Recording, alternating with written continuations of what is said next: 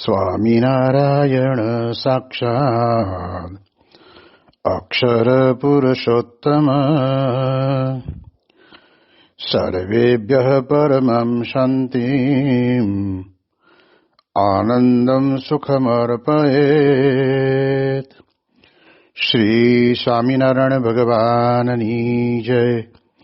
શ્રી અક્ષર પુરુષોત્તમ મહારાજની જય.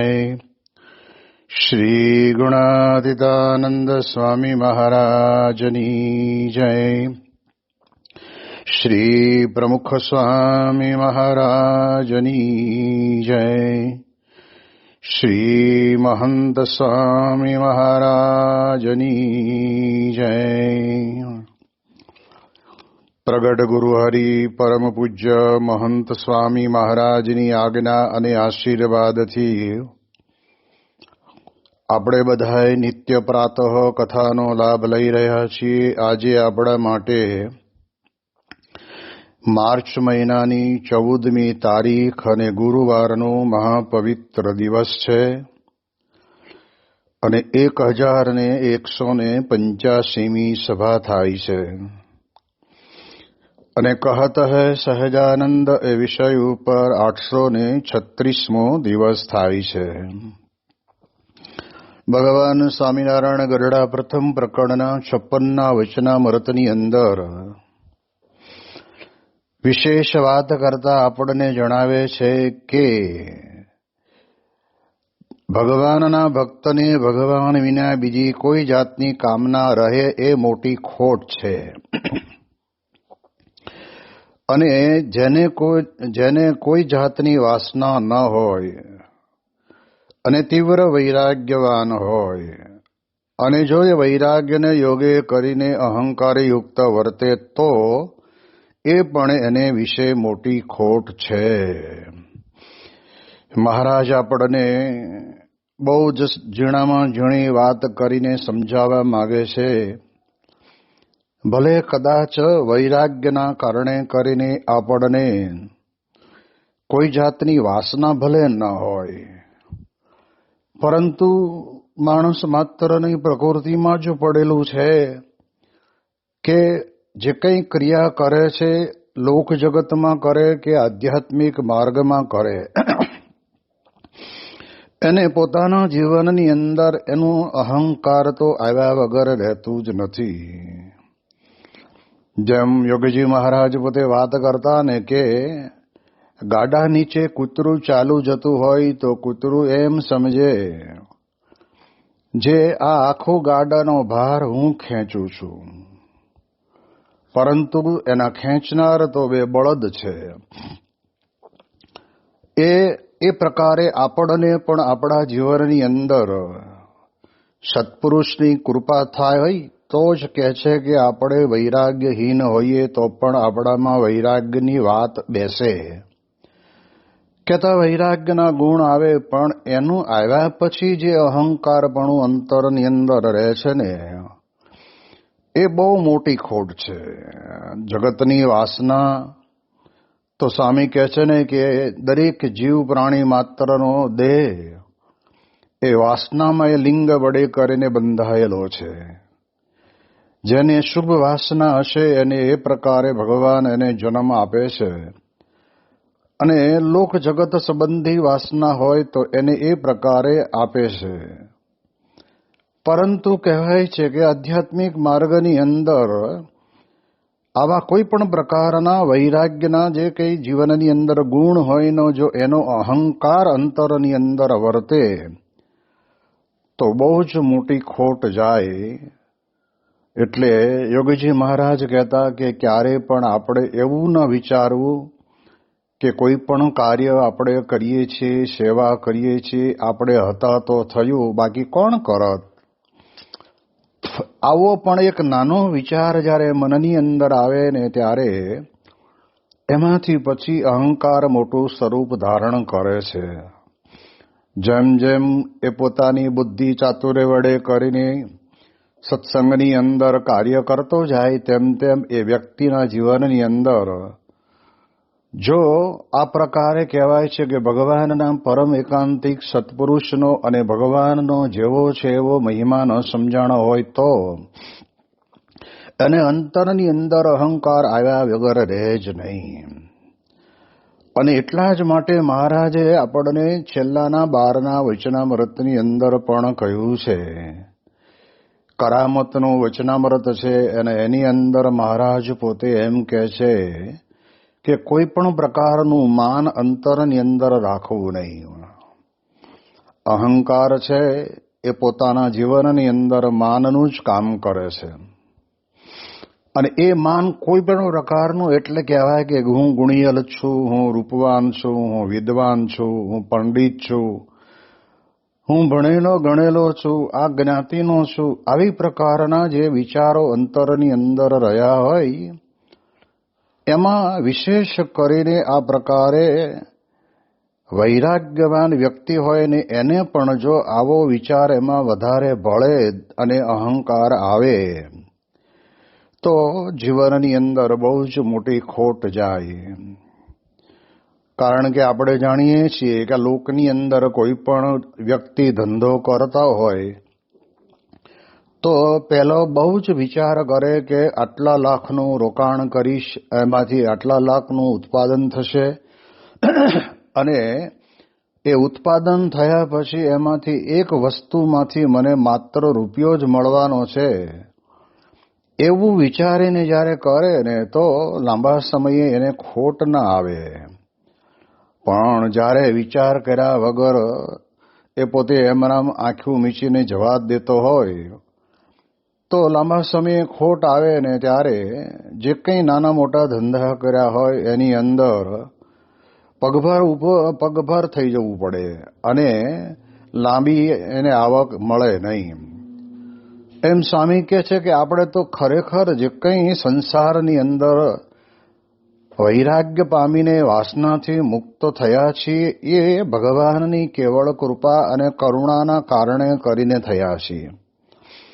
એવો વિચાર જો અંતરની અંદર રહે તો સ્વામી કે બહુ વાંધો ન આવે. પણ આગળ મહારાજ હજુ વધારે વિશેષતા કરે છે અને એ પણ એને વિશે મોટી ખોટ છે. અને તથા અથવા અત્યંત આત્મજ્ઞાનનું બળ હોય અથવા ભગવાનને વિશે દ્રઢ ભક્તિનું બળ હોય અને તેના માનને યોગ્ય કરીને જો ગરીબ હરિભક્તને નમાય નહીં અથવા તેની આગળ દિન વચન બોલાય નહીં તો એ પણ એને વિશે મોટી ખોટ છે. આપણને એકાંતિક ધર્મના 4 પાયાના ગુણ જે કીધા છે ધર્મ, વૈરાગ, જ્ઞાન અને ધર્મ, જ્ઞાન, વૈરાગ અને ભક્તિ, તો એ બધા એકાંતિક ધર્મના ગુણો છે. અને આપણા જીવનની અંદર અહીંયા મહારાજ કહે છે કે આત્મજ્ઞાનનું બળ હોય. હવે ઘણી વખત એવું પણ બને કે આત્મજ્ઞાનની અંદર સત્સંગની અંદર રહેનારો કોઈ સંત કે હરિભક્ત એટલો બધો પાવરધા ન હોય પણ એને એટલું તો મનાયું હોય કે મને જે ભગવાન અને સત્પુરુષ મળ્યા છે એને આશરે જ મારા જીવનની અંદર મારામાં રહેલા દોષો બધા ટળશે અને મને આત્મભાવ આવશે. અને એટલે જ મહારાજે વરતાલના વચનામૃતમાં કહ્યું ને, મહારાજ કે સત્પુરુષની વિશે દ્રઢ પ્રીતિ એ જ આત્મદર્શનનું સાધન છે અને એ જ પરમાત્માના સાક્ષાત્કાર દર્શનનું સાધન છે. તો રસ્તો આપણને જે બતાવ્યો છે એ રસ્તે આપણે જો જઈએ તો આપણા જીવનની અંદર પણ આપણને આત્મજ્ઞાન વધારે દ્રઢ થાય. પરંતુ આ વાત વિચારી ના હોય અને પોતાના જીવનકાળ દરમિયાનની અંદર આત્મજ્ઞાનની કદાચ એને જીવનની અંદર સિદ્ધ કર્યું હોય પણ પછી ઊંડે અંતરની અંદર પડેલું જે કંઈ આત્મજ્ઞાનનું બળ છે ને એ બહારું આવે અને એને યોગ્ય કરીને માન આવે અને માને કરીને સ્વામી કે સત્સંગની અંદરથી પડી જતા વાર લાગે નહીં. અને એટલા જ માટે થઈને મહારાજ આપણને સમજાવે છે. આમ મહારાજના વચન પ્રમાણે આત્મજ્ઞાન હોવું જરૂરી છે કારણ કે આ સત્સંગની અંદર તો આપણે આવ્યા છીએ તો આપણને કોઈક વખત બે શબ્દો કોઈ કહી પણ જાય, આપણી ભૂલ હોય કે ન હોય તો પણ કહે ને, ત્યારે આપણે જો આત્મજ્ઞાન દ્રઢ ન થયું હોય તો સ્વામી કહે છે કે જીવનની અંદર ધક્કો લાગી જાય અને એમ થાય કે મૂકો માથાકૂટ, અહીંયા આપણને કાયમ બધા કે જ કરે છે. એટલે એવું આત્મજ્ઞાન જીવનમાં જરૂરી છે. અને એના કારણે કરીને આ કેવું છે આત્મજ્ઞાન, એટલે કે ગમે તેવો વરસાદ પડતો હોય પણ રેનકોટ કે પછી છત્રી આપણે માથા ઉપર રાખી હોય તો આપણને એટલા પલળવાનું ઓછું થાય. જેમ શિયાળો હોય અને ખરેખરી ઠંડી પડતી હોય ત્યારે પણ આપણે આપણા જીવનની અંદર ગરમ વસ્ત્રો ઓઢી લઈએ એટલે આપણને એટલી ઓછી ઠંડી લાગે. એમ સત્સંગની અંદર જ્યાં સુધી આપણને દેહભાવ હશે ને, અને ત્યાં સુધી જ આપણને આપણા જીવનની અંદર આ પ્રકારે અંતરની અંદર આત્મજ્ઞાનની દ્રઢતાની જરૂર પડે. યોગીજી મહારાજ 1970ની સાલની અંદર આફ્રિકા અને અમેરિકાનો પ્રવાસ કરીને વિચરણ કરતા કરતા સારંગપુર પધારેલા. અને તે વખતના સમયની અંદર ઘણા બધા યુવકો આફ્રિકાથી પણ આવેલા હતા અને ઘણા પણ દેશની અંદરથી પણ યોગીજી મહારાજની સાથે એમના દર્શન આશીર્વાદનો લાભ લેવા માટે વિચરણમાં જોડાયેલા. એમાં મુંબઈનો એક યુવક હતો અને એ યુવક પણ મારી જેમ કદાચ થોડું ઘણું કામચોર હશે, એને કદાચ કામ કરવાનું ઓછું ફાવતું હોય, એટલે ઓછી રુચિ હોય. ત્યારે કોઈક વળી યુવાન વર્ષોથી યુવકો ભેગા, બાપા ભેગા યુવકમાં ફરતા હોય તો એને કામની સૂઝ આવી ગઈ હોય. અને આ યુવકને એ વ્યક્તિએ પોતે તે વખતના સમયની અંદર બે ગાલ ઉપર લાફા મારી દીધા કે કામચોર તો આવતો નથી. અને જ્યારે એમ કહ્યું ને, અને ત્યારે એને એમ લાગી આવ્યું કે માણો આપણને આ મારી જાય. એટલે હકીકતની અંદર એણે વિચાર એવો કર્યો કે આપણે યોગી બાપાને ફરિયાદ કરીએ.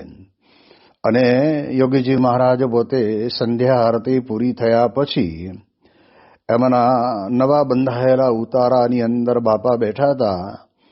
એક બાજુ ઈશ્વરચરણ સ્વામી હતા, એક બાજુ નારાયણ ભગત હતા. અને આ યુવક રડતો રડતો આવે છે. અને ત્યારે તે વખતના સમયની અંદર યોગી મહારાજે પૂછ્યું કે શું થયું? તો કે મને ફલાણા ભાઈએ આ પ્રમાણે બે લાફા મારી દીધા. ત્યારે યોગીજી મહારાજ પોતે ખડખડાટ હસતા હસતા બોલ્યા. શું બોલ્યા? તો કે છે કે આ પ્રમાણે તમને બે લાફા માર્યા તો ફરી બીજો ગાલ ધરવો તો ને, કે મારનાર કોણ છે? ફરી એ યુવાન એટલે પ્રમુખ સ્વામીજી મહારાજની બેનનો દીકરો ભાણેજ, પ્રવીણ એનું નામ. તો યોગી મહારાજ કે આપણે રાજી થવું કે પ્રમુખ સ્વામી મહારાજના ભાણેજનો આ બે લાફા મળ્યા તો બીજા બે વધારે લેવા. એવું કહીને એમ સમજાવવા માંગે છે તો આપણને મારે તો દેહને મારે છે, આત્માને આપણને નથી મારતા. કારણ કે આત્માને તો કોઈ મારી શકે એમ છે જ નહીં. એટલે એ દ્રષ્ટિએ એવું આત્મજ્ઞાન યોગીજી મહારાજ પોતે આપણને આપે છે કે હું દેહ છું ને દેહને માર્યું છે તો દેહને વાગ્યું છે, હું ક્યાં દેહરૂપ છું. એવી આત્મજ્ઞાનની દ્રઢતા જોઈએ. નહીતર શું થાય સત્સંગની અંદર કે પછી પોતાના વ્યવહારની અંદર, ઘરમાં પણ, પરિવારની અંદર ભલે ને 5 જ જણા રહેતા હોય પણ ક્યારેક ક્યારેક આપણને મેણાટોણા મારવાનું શરૂ કરે ને ત્યારે આપણને એમ લાગે કે આપણે નાના એટલે બધાનું સાંભળવાનું, બધાનું માર ખાવાનું, બધાના કામ કરવાના, અને આટલું કરવા છતાંય આપણી કોઈ કદર નહીં. આવા વિચારો આપણા અંતરની અંદર આવે છે.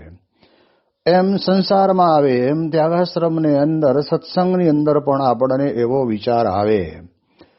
ત્યારે આપણને આ સત્પુરુષ દ્વારા, ભગવાન દ્વારા જે આત્મજ્ઞાન દ્રઢ થયું છે એ આત્મજ્ઞાનના કારણે કરીને આપણને કોઈ પણ પ્રકારનો વાંધો ન આવે. એટલે મહારાજ પોતે વાત કરે છે કે આત્મજ્ઞાન કેટલો આપણને ફાયદો કરાવે તો કે આવો રૂડો સત્સંગ આપણને પ્રાપ્ત થયો છે, ભગવાનના અખંડ ધારક સત્પુરુષની પ્રાપ્તિ થઈ છે અને એવા સત્સંગના જોગની અંદર મને મૂક્યો છે. તો હવે એ આત્મજ્ઞાન એ આપણને ગમે તેવા નાના મોટા અપમાન થાય અથવા તો સુખ દુઃખના પ્રસંગો આવે એની અંદર પણ ક્યારેય મનની અંદર આપણને એની દુઃખની વેદના ન થાય. એ તો દેહને કહ્યું ને એમ સમજી લેવું. એટલે મહારાજ પોતે કહે છે કે કદાચ આત્મજ્ઞાન થયું પણ હોય, કારણ કે આ વસ્તુ કેવી છે કે માણસ જેવું પોતાના જીવનની અંદર વિચારે એવા વિચારો જીવનની અંદર સફળ થતા હોય છે. આપણે આ દુનિયાની અંદર અત્યારે આ ઇલેક્ટ્રોનિક સાધનોની અંદર આપણને એટલી સગવડતા કરી આપી છે કે જેમ કે દાખલા તરીકે ઇલેક્ટ્રિકનું સંશોધન કરનાર જે વૈજ્ઞાનિક હતો એ વૈજ્ઞાનિકે પોતે પોતાના જીવનકાળ દરમિયાનની અંદર ઘણી બધી પ્રકારના પ્રયત્નો કર્યા અને એની અંદરથી એણે આ વીજળીનું સંશોધન કરી આપ્યું. બીજો એક વૈજ્ઞાનિક હતો, એણે ચૂલા ઉપર કેટલીની અંદર ચા મૂકી છે અને ચાની કેટલી ઉપર ઢાંકણું ઢાંક્યું હશે. તો એ વરાળ ભરાય એટલે ઢાંકણું આમ ઊંચું નીચું થતું હતું. એટલે એને એમાં વિચાર આવ્યો કે મારું આવી પ્રકારે જો વરાળ ભેગી કરીએ તો પછી એ જેને કહેવાય કે એને રેલવેનું એન્જિન બનાવવાનું સફળતા પ્રાપ્ત થઈ. એ એની અંદર લાંબો સમય જાય ત્યાં સુધી પ્રયત્ન કરે એટલે જરૂર એને સફળતા પ્રાપ્ત થાય જ. એમ આપણે પણ આ સત્સંગની અંદર આવ્યા છીએ તો આત્મા છું આત્મા છું આત્મા છું એમ કરતા રહીએ, પણ કરતા કરતા પછી આપણને એનો અહંકાર જ્યારે મનની અંદર આવે ને ત્યારે સ્વામી કે પછી ખબર પડે નહીં. ત્યાં આટલાદરાની અંદર ઘણા બધા ઝાડ પહેલાના સમયની અંદર હતા, લીમડાઓ, પણ એમાં કહેવાય છે કે એ જમીન મંદિરની ફરતે જે લીમડો હતો એ લીમડાને નીચે મૂળની અંદર ઉધઈ લાગી છે. એટલે ઉધઈના કારણે કરીને મૂળ ખલાસ થઈ ગયા, ઉપર પાણી જતું બંધ થયું. એટલે જેના મૂળ નાશ થયા એનું અસ્તિત્વ પણ નાશ થઈ જાય અને એના કારણે કરીને એ ઝાડ સુકાઈ ગયેલું ઠૂંઠા જેવું લાગે આપણને, એમ કે આવશે આવશે આવશે પણ પાંદડા આવે નહીં. એમ અંતરની અંદર આ બધા સદગુણો હોય, પણ સદગુણની અંદર પર જ્યારે આપણને અંતરની અંદર અહંકાર રૂપી જે આપણને ઉધઈ લાગે છે ને, અને એના કારણે કરીને પછી સત્સંગની અંદર આપણને જોઈએ એવું સુખ આવતું નથી. એટલે એટલા માટે કહેવાય છે કે આત્મજ્ઞાનનું બળ ભલે હોય, પણ જો આપણને અંતરની અંદર અહંકાર આવતો હોય અને એના કારણે કરીને કહેવાય છે કે આપણા જીવનની અંદર આપણે બહુ જ મોટી ખોટ ખાઈએ છીએ. પછી મહારાજ આપણને આગળ વધારે વિશેષ વાત કરતા સમજાવે કે અથવા ભગવાનને વિશે દ્રઢ ભક્તિનું બળ હોય અને તેના માને કરીને જો ગરીબ હરિભક્તને નમાય નહીં અથવા તેની આગળ દિન વચન બોલાય નહીં તો એ પણ એને વિશે મોટી ખોટ છે. મહારાજે તો આપણને સત્સંગની અંદર કહ્યું છે કે એક વ્યક્તિ ધર્મનું પાલન કરે છે અને એક વ્યક્તિ ભક્તિ બરાબર કરે છે, તો ધર્મ ને ભક્તિને વિશે વિશેષતા કોની કહેવાય? તો આપણે જાણીએ છીએ કે જેનું ભક્તિ અંતરની અંદર હશે ને એ વ્યક્તિને ભગવાનમાં મન લાગેલું રહેશે, પણ ધર્મનું જેને અંતરની અંદર પાલન કરવાની દ્રઢતા હશે તો ધર્મનું પાલન કરશે પણ ભગવાનની ભક્તિ કરવાનો વિચાર એને નહીં આવે. એટલે સામાન્ય વસ્તુ છે. આ સત્સંગની અંદર આપણને ઘણું બધું આવું જોવા મળતું હોય છે. એટલે ભક્તિ કરનાર વ્યક્તિને પણ આ સત્સંગની અંદર જો એને ભક્તિપણાનું માન આવે એટલે થાય શું? પછી નાના મોટાનો વિવેક ન રહે. અને એના માટે થઈને સત્સંગ દીક્ષા ગ્રંથની અંદર પણ મહંત સ્વામી મહારાજે આપણને બધાને વાત કરીને કહ્યું છે કે આ સત્સંગની અંદર દરેકનો મહિમા સમજો, નાના હોય મોટા હોય તેનો, અને સંબંધનો મહિમા સમજો. અને આપણે નિર્માની બનીને એ હરિભક્તને આપણે નમસ્કાર કરીએ તો સત્સંગની અંદર મજા આવે. પણ જ્યારે માન આવે છે ને ત્યારે યોગીજી મહારાજ પોતે કહેતા ને કે ગામડાની અંદર છોકરાઓને ઘરે મૂકીને પતિ પત્ની 2 જણા ખેતરમાં ગયા હશે અને કહ્યું છે કે તમને ભૂખ લાગે ત્યારે અહીંયા આગળ આ કોઠલાની અંદર રોટલા ને શાક ને છાશ ને બધું મૂક્યું છે, તમે ખાઈ લેજો. અને જ્યારે બપોરે જમવાનો ટાઈમ થયો ત્યારે ભૂલથી એ માટીનો બનાવેલો કોઠલો ખુલ્લો રહી ગયો હશે, એટલે એમાં મોટો બિલાડો બેઠેલો.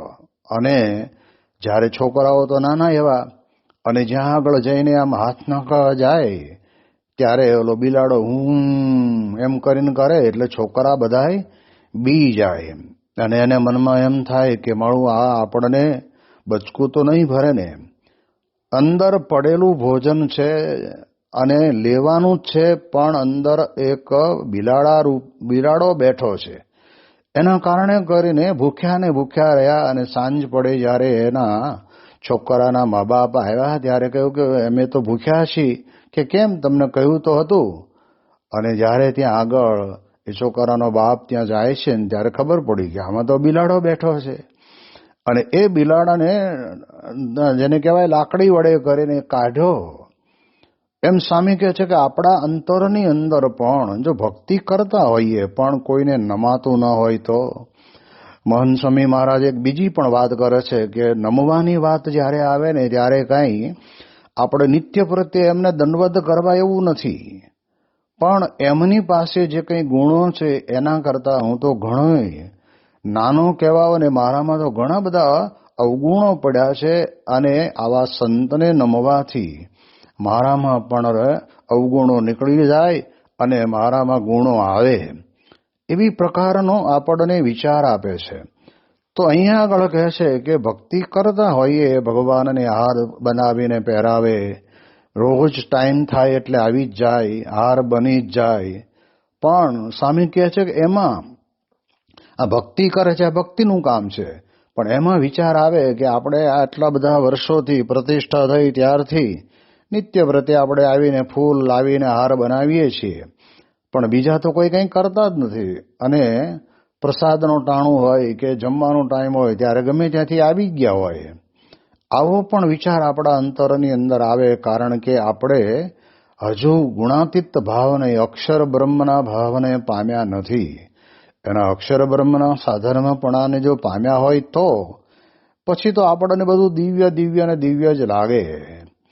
એમ સ્વામી કહે છે કે જેમ ચોમાસાની અંદર વરસાદ એક પડે ને 2-4 દિવસ પછી આખી પૃથ્વી, જેટલી જમીન પૃથ્વી ઉપર દેખાય ને બધી જ હરિયાળી બની જાય, એમ સત્સંગની અંદર પણ આપણે આવ્યા પછી આપણા જીવનની અંદર પણ આપણું સત્સંગ હરિયાળો બની જવો જોઈએ.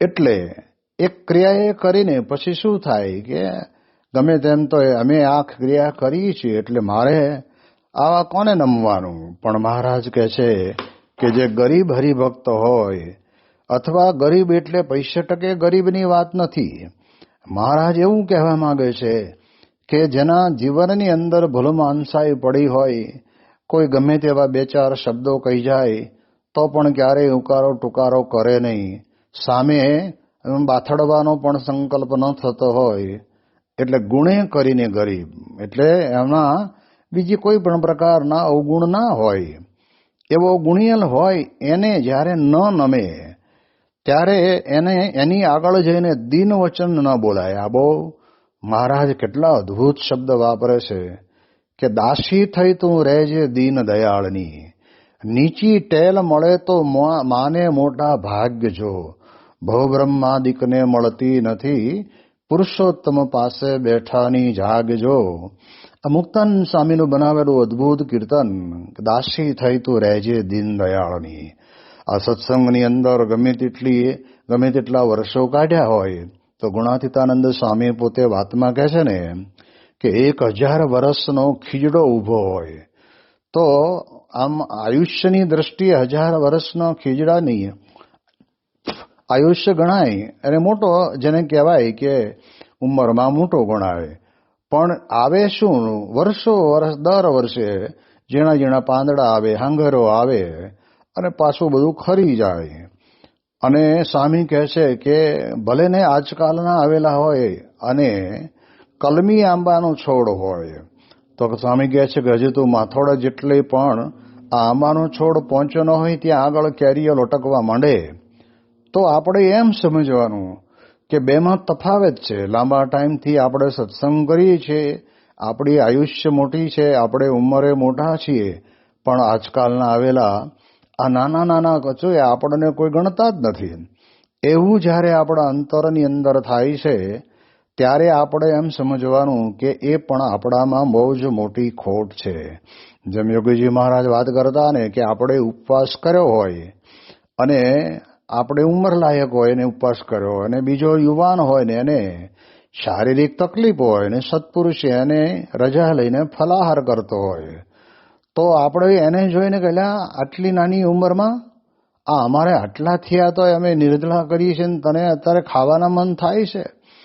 આવો જો વિચાર આવે તો સ્વામી કે આપણે સત્સંગની અંદર ખોટમાં ગયા કહેવાય.